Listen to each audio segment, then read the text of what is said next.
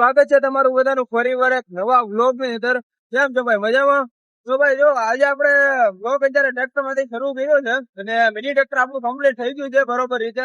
જે આપણે કામ કરવાનું હતું બધું કામ કમ્પ્લીટ કરી નાખ્યું છે અને અત્યારે ફિલહાલ જાઉં છું મિની ટ્રેક્ટર લઈને કપાસમાં રોટાવેટર રાખવા. કેટલું 6 થી 7 વીઘા જેવું કપાસમાં રોટાવેટર રાખવાનું છે. જો અત્યારે ભાઈ જાઉં છું ફિલહાલ રોટાવેટર જોવો પાછળ જો રોટાવેટર આપણું જે ટ્રેક્ટર નું કામ કરવાનું હતું એ બધું કામ કમ્પ્લીટ કરી નાખ્યું છે. ને હું તમને ખેતરે જઈને બતાવું તો તમને અંદાજો આવશે કે કેવું ટ્રેક્ટર પરફોર્મન્સ આપે છે, શું છે. તો વિડીયોમાં જોડાયા રહેજો, હું તમને આપણે બતાવું વાડીએ જઈને.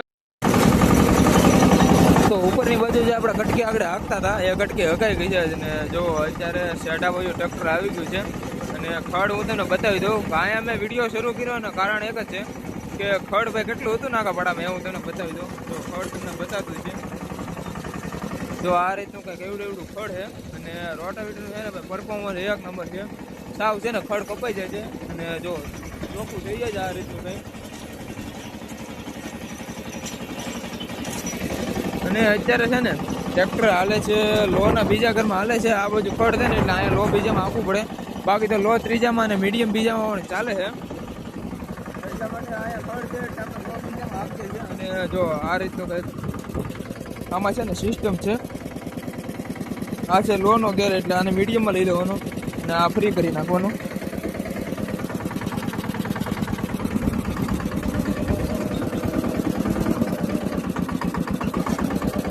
તો આ રીતનું ટ્રેક્ટર વળી ગયું.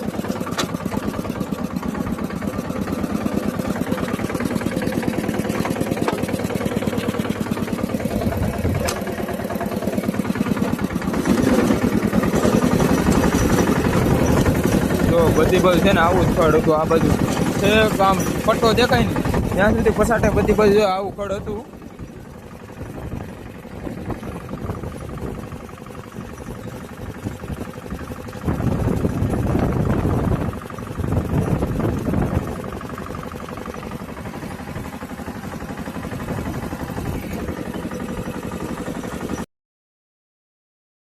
તો જો આપણે હાઈથી હાંકવાનું શરૂ કર્યું હતું છેક આ બાજુ આ તમને વણ બતા આની નીચે 2 વીઘા છે. એ ઓલે પણ છે તો લીમડાથી શરૂ કર્યું હતું નીચેની બાજુથી અને જો એ બધું હાંકી નાખ્યું છે અને આ બાજુ હાંકી નાખ્યું છે અને હાંકવાનું હજી બાકી છે, 1 વીઘો જેવું બાકી છે.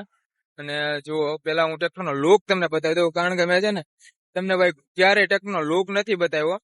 આપણે ટોચન જયારે કર્યું ને ત્યારે આ યુપી ફિટિંગ કર્યો તો એના લીધે ભાઈ છે ને લુક મસ્ત આવે છે. આમ વાળ નાખ આમ લીલા મોઢે. પેલા તો હું તમને ટ્રેક્ટરની બધી ડિટેલ આપી દઉં, કારણ કે ભાઈ ઘણા મિત્રો છે ને નવું જે ટ્રેક્ટર લેવા ને એના કીધા રોટાવેટર છે ને સરખું હાલતું નથી. તો એમાં ભાઈ અમુક સેટિંગ કરવાના આવે છે, એ સેટિંગ કરી લ્યો ને તો તમને રોટાવેટર સિવાય બીજું કઈ વસ્તુ ફાવે જ નહીં હાંકવાની. જેમ કે હું છે ને બીજું કઈ વસ્તુ જ નથી હાંકતો રોટાવેટર સિવાય. ચોમાસાની સિઝનમાં એક દર રોટાવેટર હાંકતો હોય છે. અને આજે આપણે આ સિઝન નું પહેલો ઓર્ડર છે અને મોસ્ટ ઓફલી આ ઓર્ડર આપણે કમ્પ્લીટ કરી નાખ્યો છે. વિડીયો નથી બનાવ્યો પણ અત્યારે શરૂ કર્યો છે. જો આ રહ્યું આપણું ટ્રેક્ટર અને લો ત્રીજામાં આપણે હાંકતા હતા. અને જે હું તમને એક વસ્તુ બતાવી દઉં, આપણે પાવડા વધારેલા છે વધારે ઊંચી કરવા માટે. હાઇડ્રોલિક તો બહુ ઊંચી નથી થતી, જયારે મોટું વણ થઈ જાય ને ત્યારે કપાસ બહુ ભાંગે, એટલા માટે આપણે છે ને હાઇડ્રોલિક ઊંચી કરવા માટે આપણે પાવડાનો ગાળો અહીંથી એટલો વધારી દેવો છે. તો 1/2 ફૂટ જેવો વધાર્યો છે. એના લીધે ટોપલિંગ ટૂંકી પડતી હતી એટલે ટોપલિંગ પણ વધારી દીધી. જો એટલી ટોપલિંગ આજે છોટાડી છે અને હવે કમ્પ્લીટ હાલે છે, કોઈ વાંધો નથી સરખી રીતનું. આવે દે પાછળ આવે દે બતાવું. મેં તમને હજી બતાવ્યું નથી કે કઈ રીતનું હાલે છે રોટાવેટરમાં એમ.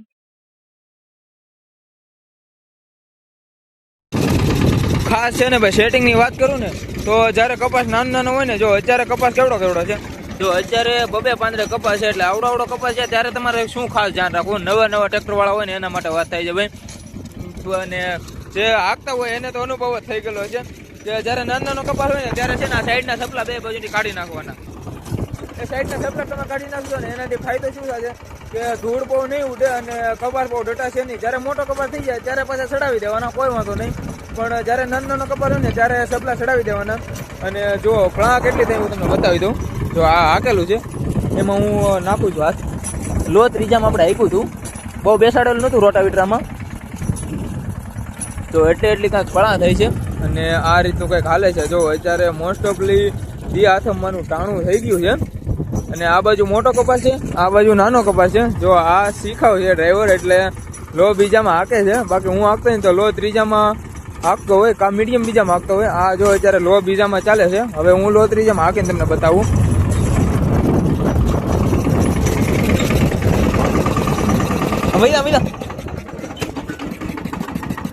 તો આ લો ગેર પાડેલો છે, આ ત્રીજો ગેર પાડી દો. અને આરપીએમ સેટ કરી દેવાના 1500. પછી ઠેઠ સુધી છે ને 1500 આરપીએમ ઉપર હાકીએ છીએ આપણે, ત્યારે આરપીએમ બદલાવતા નથી. 1500 આરપીએમ સિવાય ક્યારે નીચે નથી હાકતા. 1500 આરપીએમ તો આપણે કમ્પ્લીટ રાખીએ છીએ. જો કપાસ સાવ નાનો છે, ધ્યાન રાખવું પડે છે બહુ. નગર આમાં છે ને ધૂળ ઉડીને કપાસ ડટાઈ જાય છે, એટલે ખાસ ધ્યાન રાખવું પડે. અને હાઇડ્રોલિક છે ને બે બેસાડી દેવાની. તો આપણે બે હાઇડ્રોલિક બેસાડી દઈએ છીએ.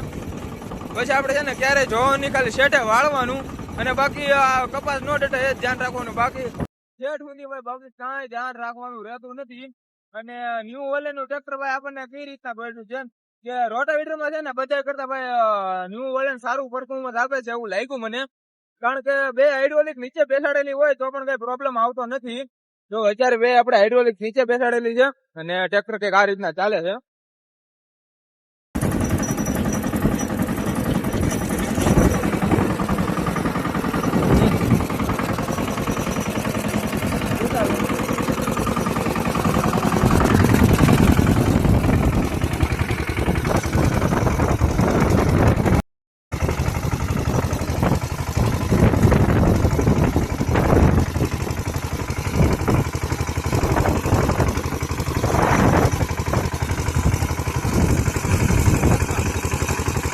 જો મિત્રો ટ્રેક્ટર 1 નંબર ચાલે છે, કાંઈ ઘટીને એવું.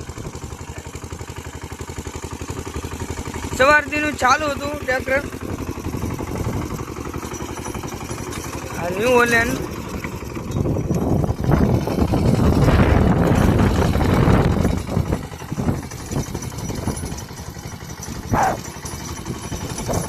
એક નંબર હાલે છે. હો ભાઈ રેડી.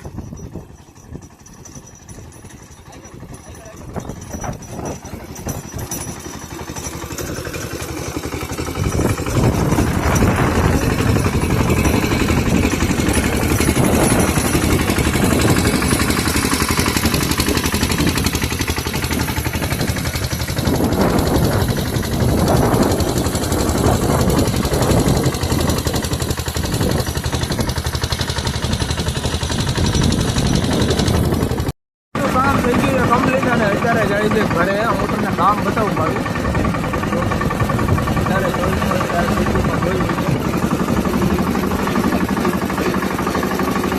અહીંથી અમારા ઘરે નીચે રસ્તો જાય છે. હવે શૂટ કરીએ આપણે.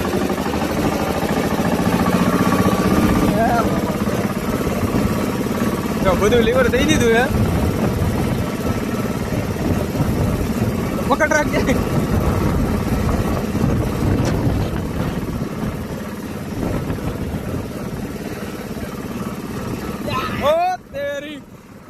કોને હાથમાં નથી રહેતા, એટલું ભાગે.